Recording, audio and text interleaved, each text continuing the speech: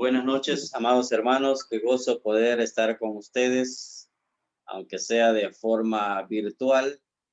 Estuve un domingo de forma presencial en la Cena del Señor hace varios años, cuando todavía estaban en la galera, en el techo de la casa del hermano Noé. No sé si todavía estarán ahí, pero ahí participé de la Cena del Señor con ustedes. Es la única vez que he estado con ustedes por ahí, y esta sería la segunda vez que veo algunos rostros, y qué gozo poder saber de que somos hermanos, hijos del mismo Padre, y muy pronto nuestro Padre llamará a su iglesia fiel y subiremos juntos a él. Muy bien, vamos a meditar en la palabra de Dios. Les invito a leer segunda carta del apóstol Pedro, en el capítulo 1, versículo 19. Segunda Pedro, capítulo 1, versículo 19. Dice la escritura: tenemos también la palabra profética más segura, a la cual hacéis bien en estar atentos, como una antorcha que alumbra en lugar oscuro, hasta que el día esclarezca y el lucero de la mañana salga en vuestros corazones. Que el Señor nos bendiga con su preciosa palabra. Dice el versículo: tenemos también la palabra profética más segura. Hermanos, la Biblia es un libro profético y es un libro seguro, confiable. Y la palabra de Dios profetizó lo que ya sucedió, profetizó lo que está sucediendo y profetiza lo que está por venir. Entonces, algunos dicen la Biblia está actualizada. Yo digo la Biblia está adelantada a los hechos, porque ni han sucedido, ya la Biblia los está explicando qué es lo que va a suceder. Una vez me dice un hermano: dígame usted qué cosas ya sucedieron. Bueno, fue profetizado por Isaías el nacimiento del Salvador y ya tuvo su cumplimiento. Entonces me dice: dígame una profecía que no se ha cumplido. El Salvador un día vendrá. No sabemos día ni hora, pero está profetizado y es una profecía segura. Muy pronto, hermanos, no sabemos día ni hora. Así que este libro sagrado vale la pena poder disfrutar los consejos que Dios tiene para nosotros. Hoy vamos a hablar acerca de los diezmos y ofrendas, tema que muy poco se ha escuchado en nuestras asambleas, pero que es bíblico. Y vamos a explicar a la luz de la palabra acerca de los diezmos y de las ofrendas. ¿Qué es diezmo? Bueno, la misma palabra lo dice, 10%. Y vamos a leer en Levíticos capítulo 27 y vamos a ver ahí el versículo 1 y la parte A del versículo 2. Levítico 27, 1 y la parte A del versículo 2. Dice así la escritura: habló Jehová a Moisés diciendo: habla a los hijos de Israel y diles. Pasamos al versículo 30. Y el diezmo de la tierra, así de la simiente de la tierra como del fruto de los árboles de Jehová es cosa dedicada a Jehová. Y si alguno quisiere rescatar algo del diezmo, añadirá la quinta parte de su precio por ello. Y todo diezmo de vacas o de ovejas, de todo lo que pasa bajo la vara, el diezmo será consagrado a Jehová. Y no mirará si es bueno o malo, ni lo cambiará. Y si lo cambiare, tanto él como el que se dio en cambio serán cosas sagradas, no podrán ser rescatados. Estos son los mandamientos que ordenó Jehová a Moisés para los hijos de Israel en el monte Sinaí. Ahora notamos algo interesante. ¿Cómo comienza este capítulo 27? Dios dando una orden a Moisés para que le diga ¿a quién? A la nación de Israel. Y comienza a hablar acerca del diezmo de todo. Y cómo finaliza el versículo, el último versículo de este capítulo. Estos son los mandamientos que ordenó Jehová a Moisés para los hijos de Israel. Entonces, aquí nos habla claramente que el diezmo era un impuesto que la nación de Israel tenía que dar. Recordemos que los israelitas estaban, eran 12 tribus, y una de las 12 eran los levitas, donde salían los sacerdotes, ministros del santuario. Y como los sacerdotes no estaban trabajando en lo secular, sino que estaban a tiempo completo en la obra del Señor, entonces ellos tenían que ser sustentados por las 11 tribus. Y Dios había pedido que cada tribu diera el 10% de todo lo que tenían y se la llevaran a los sacerdotes de la tribu de Leví. Eran los sacerdotes, eran los de la tribu de Leví quienes recibían el diezmo, y los que lo daban eran las 11 tribus. Entonces aquí encontramos el mandamiento de Dios para que fuese cumplido, porque ningún mandamiento es para que se incumpla.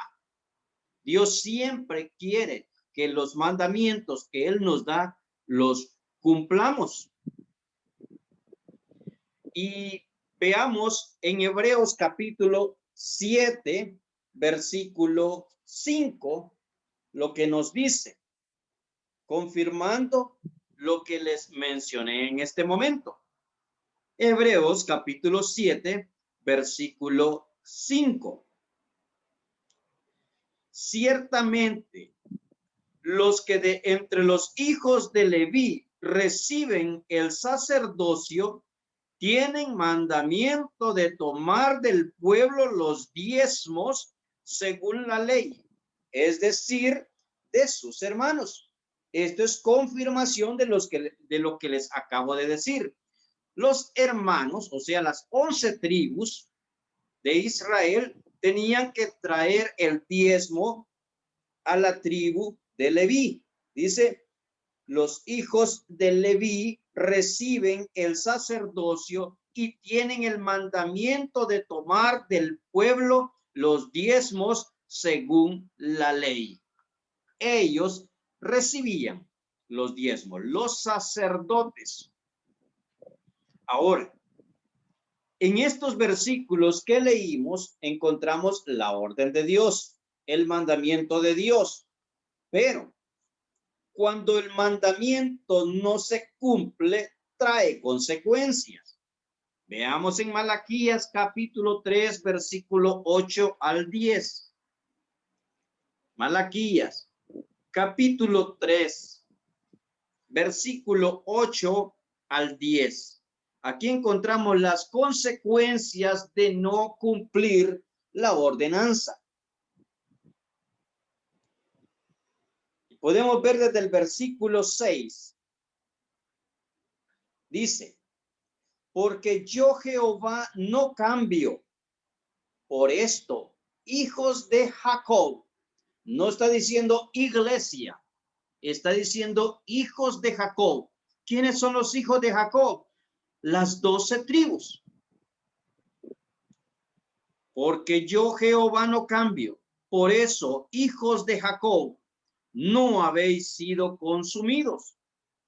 Desde los días de vuestros padres os habéis apartado de mis leyes. ¿Cuáles leyes? Les había ordenado dar el diezmo a la tribu de Leví. Y le dice, os habéis apartado de mis leyes. En otras palabras, no están cumpliendo lo que yo les dije y no los guardasteis.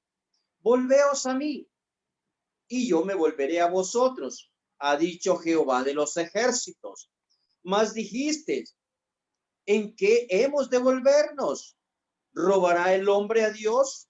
Pues vosotros me habéis robado. Y dijisteis, ¿en qué te hemos robado? En vuestros diezmos y ofrendas.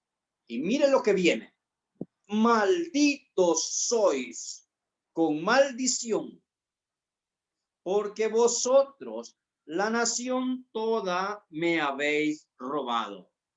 Consecuencia de no cumplir lo que Dios ha dicho, viene maldición. Dice, malditos sois con maldición, porque vosotros, la nación. Note que no dice las naciones. Habla en términos singular, no habla en término plural. Si fuera en término plural, lo incluye a usted y a mí.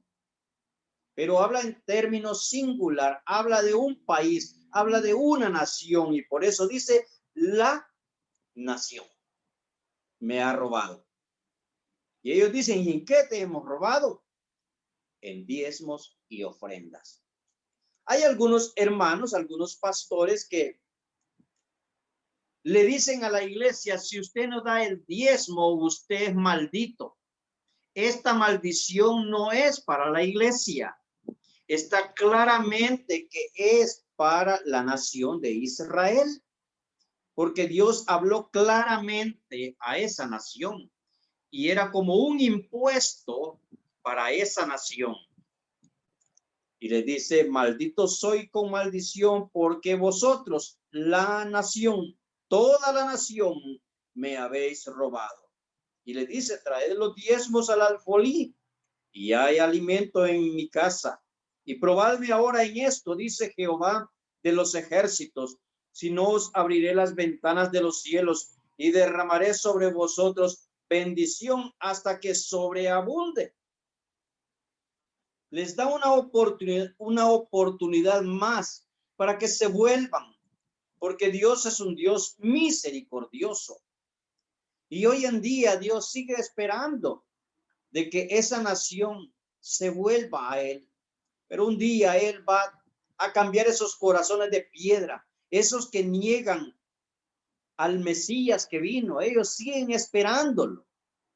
Pero un día van a ser abiertos sus ojos y el Señor se encargará de transformar esos corazones de piedra en corazones de carne. Entonces, para Israel era un impuesto, era una orden. No era si quiero darlo, lo doy. No, venía de parte de Dios la orden. Ahora, para la iglesia no es una orden. Algunos dicen, pero hermano, Abraham dio los diezmos y Abraham estaba antes de la ley.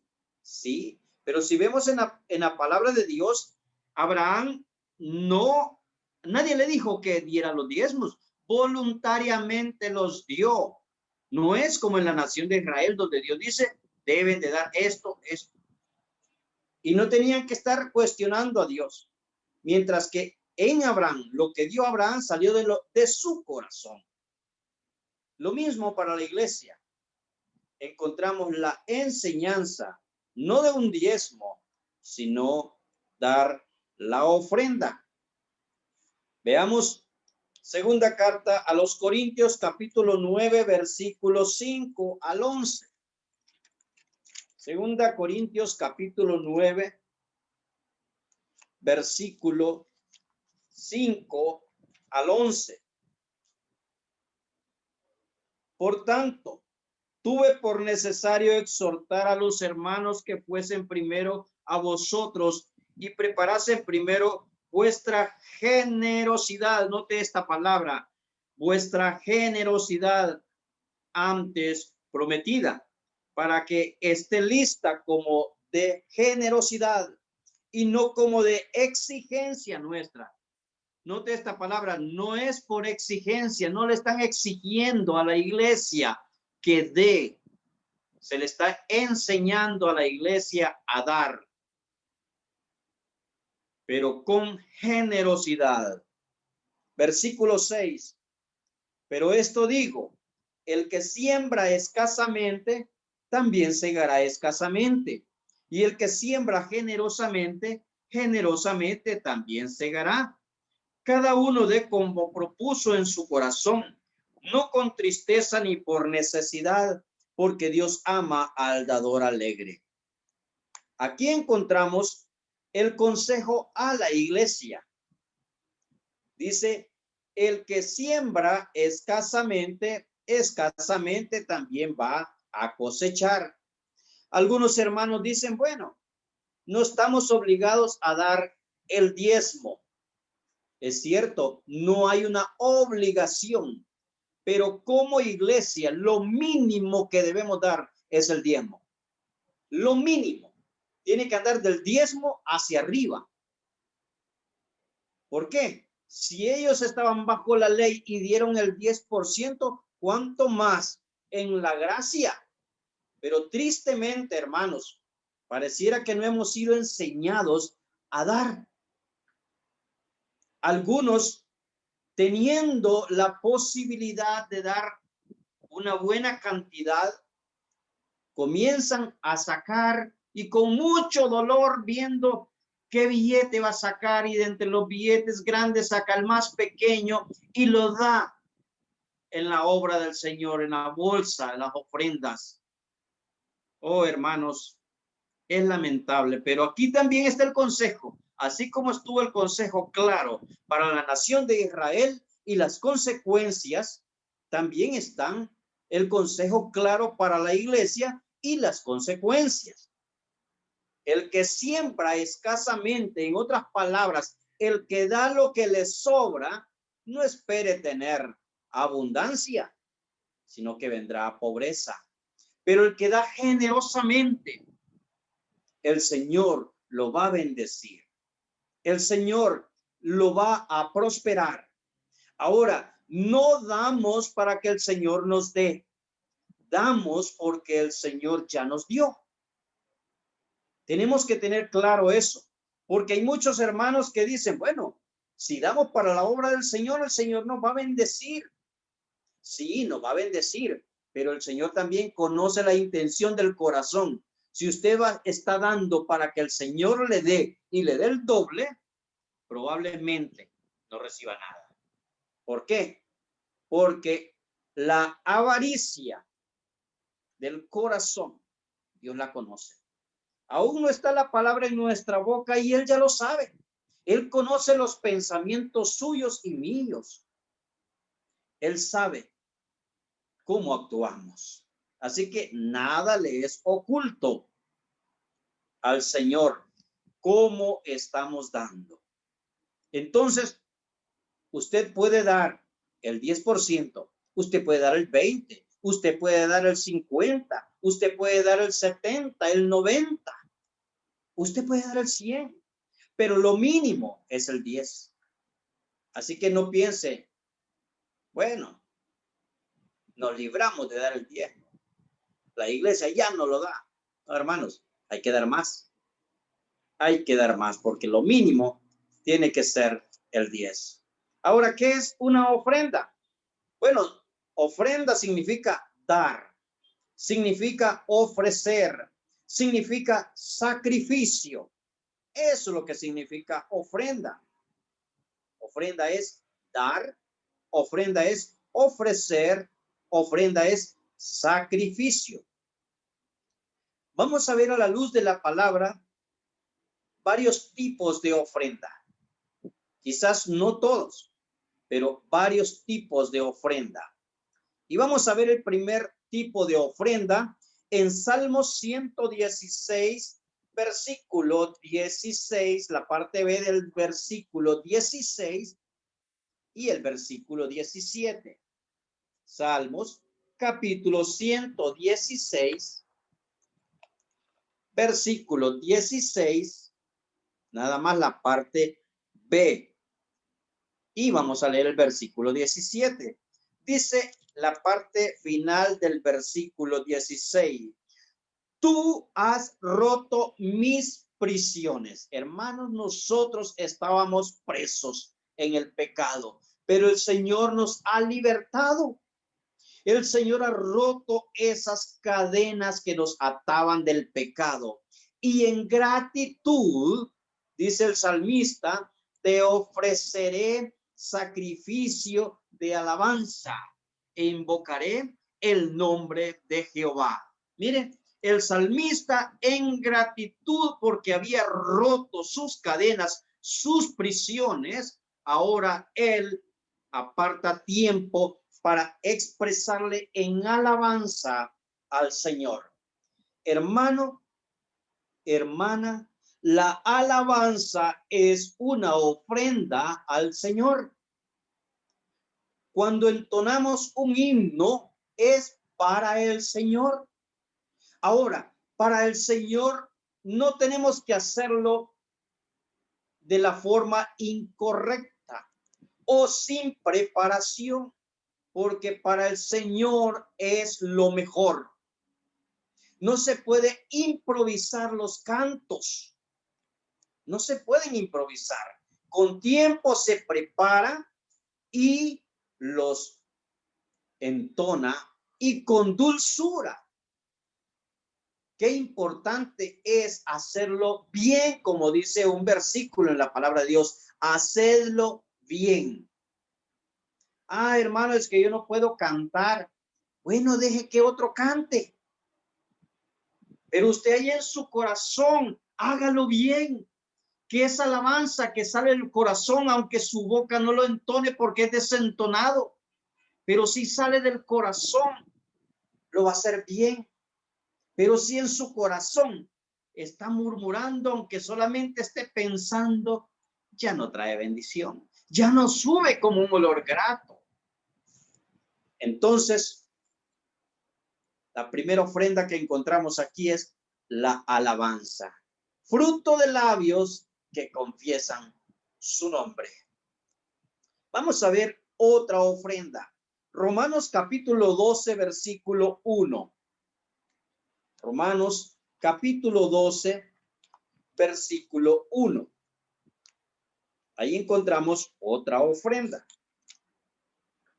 Así que, hermanos, os ruego por las misericordias de Dios que presentéis vuestros cuerpos en sacrificio.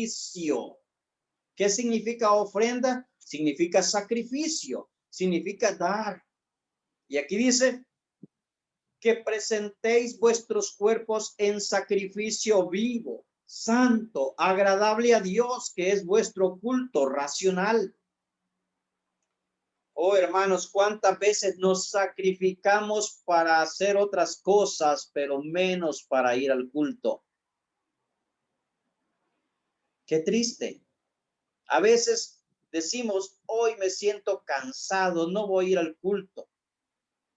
Y ahora tenemos la facilidad de conectarnos a través de plataformas y algunos hasta en la cama pueden estar acostados y ahí están escuchando la palabra de Dios. ¡Qué facilidad!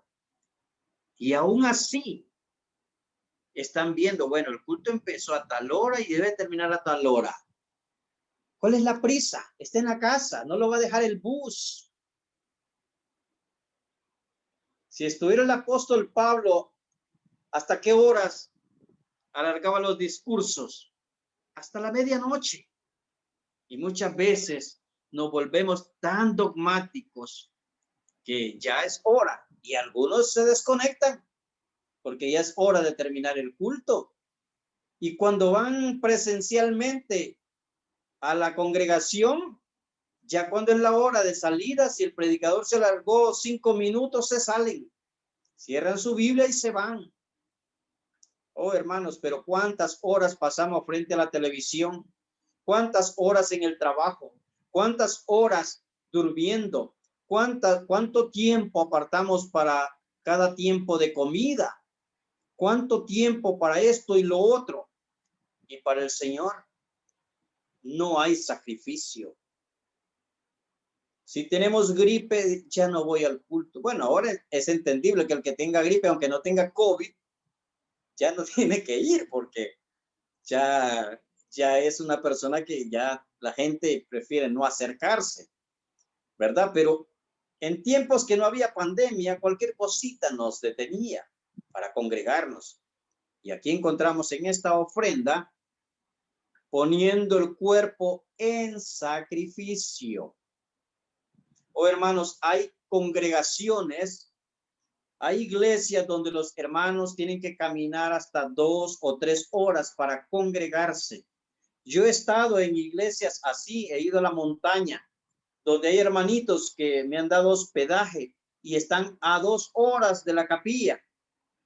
Y algunos con extrema pobreza que tal vez no les ajusta para comprar un foco, una linterna, y consiguen un pedazo de madera y le prenden gas y fuego y ahí van con una antorcha por el caminito hacia la capilla, poniendo el cuerpo en sacrificio y van cantando. Yo me sorprendí esa vez que los hermanos iban tan felices cantando y no importaba el cansancio, la distancia, iban felices. Ahora hay muchos hermanos que viven al par de la capilla y son los últimos en llegar. Es triste, pero sí tenemos tiempo para otras cosas y para el Señor le damos sobras. Y no debe ser así. El Señor se merece lo mejor. Ofrenda número 3. 1 Corintios capítulo 16, versículo 1 y 2. 1 Corintios capítulo 16, versículo 1 y 2. En cuanto a la ofrenda para los santos, haced vosotros también de la manera que os ordené en las iglesias de Galacia. Cada primer día de la semana, cada uno de vosotros ponga aparte algo según haya prosperado, guardándolo. Aquí encontramos la ofrenda para los santos. Está hablando monetariamente. Cuando usted y yo damos la ofrenda en la iglesia, pasan una bolsa, 2 bolsas o no sé cuántas, y ahí echamos lo que hemos propuesto en nuestro corazón. Y dice ofrenda para los santos. Los santos no son imágenes, no son estatuas, es usted y yo los santos. Y en este tiempo de pandemia que muchas iglesias no han abierto, ¿qué ha hecho usted con la ofrenda que usted ha apartado? ¿Qué ha hecho con esa ofrenda? Aquí dice guardándolo. Pero si no lo ha guardado, no lo gaste para cosas personales. Délo a las necesidades de los hermanos, porque la ofrenda es para los santos. Si usted ve a un hermano, una hermana en necesidad, si hay una familia donde el hermano se quedó sin empleo y el Señor pone en su corazón dar una ofrenda, désela, porque eso ha puesto el Señor en su corazón. Y viendo la necesidad del hermano, tenemos que apoyarnos unos a otros. Entonces, qué importante es dar en lo económico de lo que el Señor nos ha dado. Proverbios capítulo 19, versículo 7 dice, Proverbios 19, 7, a Jehová presta el que da al pobre. Oh, hermanos, usted puede prestarle a una persona que le puede devolver lo que usted le prestó. Pero prestarle al pobre, a aquella persona que no tiene la posibilidad de devolverle algo a usted, lleva más gozo. Y el Señor se encargará de pagárselo. Y es impresionante que muchas veces uno se desprende de algo para darlo a un hermano en necesidad y el Señor no tarda en bendecirnos. No tarda. Es impresionante. Yo he visto cómo Dios ha obrado en mi vida, cómo Dios ha actuado en mí, cómo el Señor me ha bendecido cuando ve mi generosidad. Vamos a ver otra ofrenda. Libro de Génesis, capítulo 4, versículo 3 al 5. Génesis, capítulo 4, versículo 3 al 5.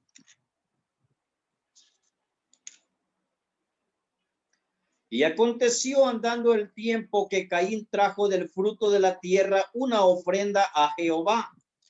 Y Abel trajo también de lo primogénito de sus ovejas, de lo más gordo de ellas.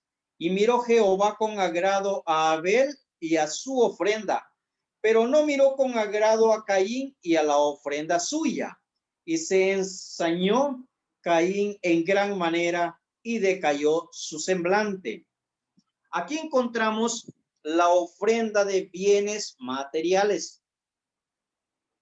Encontramos que Abel era pastor de ovejas, él tenía rebaños y él trajo de lo mejor de sus ovejas. Pero también encontramos a su hermano Caín, que era labrador, él cultivaba la tierra y él también trae de lo que él trabaja una ofrenda. Hay dos ofrendantes, hay dos ofrendas. Pero si uno ve detalladamente el versículo, dice, y miró Jehová con agrado a Abel. Mire que no dice, y miró Jehová con agrado la ofrenda y a Abel. Dios primero ve a la persona y después ve lo que la persona trae. Porque Dios no necesita dinero. Dios no necesita una ofrenda suya. Pero si le interesa primero su vida espiritual, mi vida espiritual, a él le interesa nuestra vida espiritual como número uno. Y vemos en ese versículo, miró con Jehová con agrado a Abel. Y después miró lo que traía. Como la vida de Abel era grata al Señor, fue grata su ofrenda. Pero ya cuando se refiere a Caín, no miró con agrado a Caín. En otras palabras, su vida no era agradable a Dios. Por eso en otro versículo de las Escrituras dice que Caín era del maligno.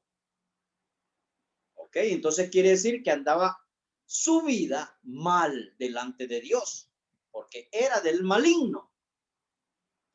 Y entonces su ofrenda tampoco fue aceptada, porque su vida no respaldaba, su ofrenda no fue aceptada. Entonces, esto es de los bienes materiales que tenemos. Vamos a ver otra ofrenda. Gálatas capítulo 6, versículo 6, y luego pasamos al versículo 10. Gálatas capítulo 6, versículo 6, luego pasamos al versículo 10. Y dice la palabra de Dios: el que es enseñado en la palabra, haga partícipe de toda cosa buena al que lo instruye. Versículo 10. Así que, según tengamos oportunidad, hagamos bien a todos y mayormente a los de la familia de la fe. Qué importante es que si somos enseñados en la palabra, a ser partícipe de toda cosa buena al que lo instruye. Yo trabajo en la radio cristiana BBN y muchos oyentes nos llaman y nos dicen: hermano, deposité una ofrenda para la radio porque la radio me edifica. Yo me alimento espiritualmente de la palabra de Dios a través de la radio. Entonces ahí deposité una ofrenda. Y aquí se cumple esto. El que es enseñado en la palabra, haga partícipe de toda cosa buena al que lo instruye. Y el versículo 10 dice, así que según tengamos oportunidad, hagamos bien a todos y mayormente a los de la familia de la fe. Ser generosos con todos, pero en especial con los de la familia de la fe, nuestros hermanos en Cristo, poder ser generosos y apoyar a las necesidades de nuestros hermanos. Entonces, aquí hemos visto ya la quinta ofrenda, que es la ayuda al prójimo. Ya vimos la primera, la ofrenda, la alabanza, es una ofrenda a Dios. Vimos como punto número 2, la ofrenda que es poner el cuerpo en sacrificio. Y la ofrenda número 3 es lo económico. La ofrenda número 4, los bienes materiales. La ofrenda número 5, la ayuda al prójimo. Ahora vamos a la ofrenda número 6. Y esta será ofrenda incompleta. Libro de los Hechos, capítulo 5, versículo 1 en adelante. Hechos, capítulo 5, versículo 1, dice, pero cierto hombre llamado Ananías, con Zafira su mujer, vendió una heredad y sustrajo del precio, sabiéndolo también su mujer, y trayendo solo una parte, la puso a los pies de los apóstoles. Y dijo Pedro, Ananías, ¿por qué llenó Satanás tu corazón para que mintieses al Espíritu Santo y sustrajeses del precio de la heredad, reteniéndola? ¿No se te quedaba a ti? Y vendida, ¿no estaba en tu poder? ¿Por qué pusiste esto en tu corazón? No has mentido a los hombres, sino a Dios. Al oír Ananías estas palabras, cayó y expiró. Y vino un gran temor sobre todos los que lo oyeron. Y levantándose los jóvenes, lo envolvieron y sacándolo, lo sepultaron. Versículo 7. Pasados un lapso como de 3 horas, sucedió que entró su mujer, no sabiendo lo que había acontecido. Entonces Pedro le dijo, dime, ¿vendisteis en tanto la heredad? Y ella dijo, sí, en tanto. Y Pedro le dijo, ¿por qué convenisteis en tentar al Espíritu del Señor? He aquí a la puerta los pies de los que han sepultado a tu marido y te sacarán a ti. Al instante ella cayó a los pies de él y expiró. Y cuando entraron los jóvenes, la hallaron muerta y la sacaron y la sepultaron junto a su marido. ¿Qué pasó aquí? Ellos habían prometido que al vender la heredad iban a llevar todo el dinero a los apóstoles para que ellos se encargaran de distribuir a las necesidades del pueblo. Pero ¿qué sucedió? Ya teniendo el dinero en mano, dijeron, no, pero es que este es mucho dinero. Vamos a tomar una parte y lo demás lo vamos a dar como ofrenda. Cuando a Dios haces promesas, no tardes en cumplirlas, dice la Escritura. ¿Quién le reveló al apóstol Pedro de que ellos habían sustraído una cantidad? Fue el Espíritu Santo. El Espíritu Santo le puso en Pedro esas palabras, que se las dijera a Ananías y a Zafira. E inmediatamente cayeron muertos porque estaban entregando una ofrenda incompleta. Oh, hermanos, esto es delicado. Prometer y no cumplir. Y aún llegar tarde al culto es una ofrenda incompleta. ¿Sabía usted eso? Si la reunión dura 1 hora, un ejemplo, si comienza a las 7, un ejemplo nada más, y usted llega a las 7:05, ¿qué es eso? Robar el tiempo que le pertenece al Señor. Pero muchas veces no lo vemos así. Yo le digo, Señor, ayúdame a llegar por lo menos 1 minuto antes de la hora de inicio. Mi papá acostumbraba a llegar a la capilla 1 hora antes de que el culto iniciara. Y ahí estaba orando, meditando 1 hora antes. Yo le digo, aunque sea 1 minuto antes, concédeme llegar. ¿Por qué? Porque quiero disfrutar todo el tiempo y no quiero robar ni siquiera 1 minuto. Pero muchas veces llegamos tarde y no le decimos, Señor, perdóname, llegué tarde. Porque para el trabajo, hermanos, llegamos temprano. Y que es material, secular. ¿Y por qué no? Para lo de nuestro Dios, la puntualidad es importante.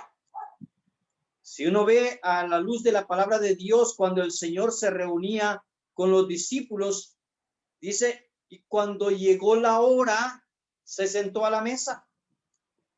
El Señor es puntual y nos da ejemplo a nosotros para ser puntuales.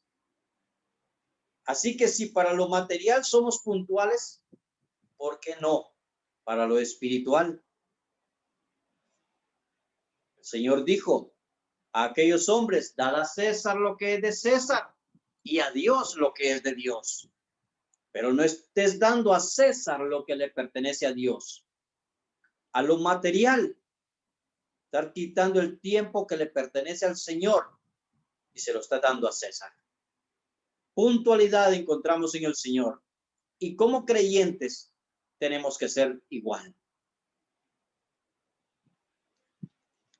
Recuerdo en una ocasión un misionero inglés, ellos acostumbran a ser puntuales. Y habían acordado salir a tal hora con unos hermanos. El misionero llegó 15 minutos antes. Uno de los hermanos que iba a ir con él llegó 5 minutos después y ya se había ido el hermano. Cuando llegó la hora, el hermano se fue, el misionero. Y el hondureño llegó tarde. Y después el hondureño le reclama y le dice, hermano, ¿y no es que íbamos a ir a tal lugar? Sí, le dice. ¿Y por qué usted no estaba? ¿Y a qué hora acordamos? A tal hora. ¿A qué hora llegó usted? Llegó 5 minutos después. Bueno, yo ya me había ido. Si dijimos que a tal hora, a esa hora teníamos que irnos. Y como cristianos tenemos que mejorar eso, porque muchos hermanitos estamos fallando en puntualidad. Qué bueno fuera de que apartáramos más tiempo para la obra del Señor, para el servicio del Señor, para los cultos, pero muchas veces somos los que llegamos tarde y queremos irnos primero. Y no tiene que ser así. Vamos con otra ofrenda. Esta es la sexta, la que vimos, que es la ofrenda incompleta. Y ahora vamos a ver una ofrenda más. Y esta ofrenda será ofrenda no aceptada. Vamos al libro de Mateo capítulo 5, versículo 23 y 24. Mateo capítulo 5, versículo 23 y versículo 24.